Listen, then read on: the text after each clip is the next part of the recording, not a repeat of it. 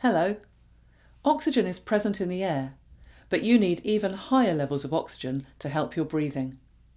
There are a number of oxygen delivery systems available, such as an oxygen cylinder, which contains condensed oxygen, and oxygen concentrators, which condense oxygen from the surrounding air. This video will show you how to live safely at home with any of the oxygen systems that may have been supplied to you. Concentrated oxygen is highly flammable and can cause fires to start very quickly. And whenever you use home oxygen, you'll be surrounded by an invisible cloud of very concentrated oxygen, which gets absorbed into your hair and clothes. This means that if you get too close to a heat source, such as candles, fairy lights, fires and gas cookers, or an electrical supply, such as ovens, hair dryers, straighteners and curling tongs, a fire could start very quickly in your hair and clothes. Therefore, you need to take some extra precautions. To keep safe, you must follow the 5 oxygen safety steps every time. Turn off your oxygen supply. Remove your mask or nasal cannula. Move at least 10 feet away from your oxygen source into a well-ventilated area, such as a room with open windows. Wait a few minutes for the cloud of oxygen around you to disperse. Only then can you use hot or electrical items.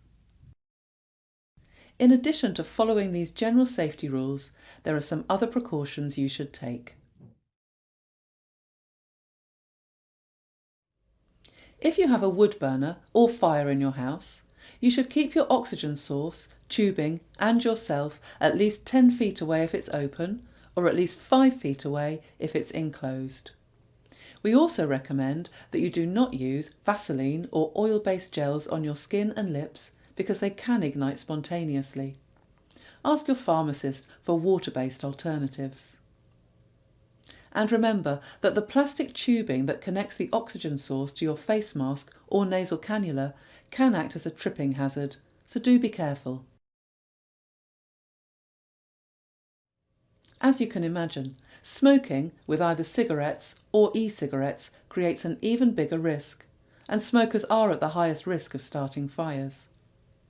Therefore, you must always follow the 5 oxygen safety steps, and in particular, you must remove your face mask or nasal cannula before smoking. The plastic tubing acts as a fuse and may also cause the oxygen supply to explode. Of course, the best thing to do is to stop smoking. If you want help with quitting, please speak to your GP or a member of your care team. We strongly recommend that you speak to your local fire service shortly before you start using oxygen at home. A fire safety officer can check your smoke detector, give you safety advice and document that you have an oxygen supply. In the unlikely event that you do have a fire, the fire service need to know about the increased dangers in your property. It's still possible to go out and about with oxygen.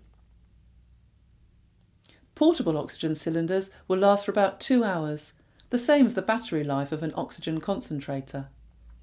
Plan your trip carefully so as not to run out of oxygen, and remember to keep your oxygen out of direct sunlight and away from intense heat, including the boot of your car. Before arranging a holiday, please speak to your GP or specialist to see whether it's appropriate for you to travel, and if so, where it's safe for you to go. For holidays in the UK, speak to your oxygen supplier before you go to arrange a supply of oxygen at your destination. If you're travelling abroad, contact the airline, train company or cruise ship to discuss their policies relating to oxygen use. Oxygen therapy is a wonderful treatment and can make a big difference to your quality of life. But remember to use it safely to protect yourself, your family and your neighbours. If you need extra support and advice about your home oxygen, you can speak to the oxygen supply company or your care team.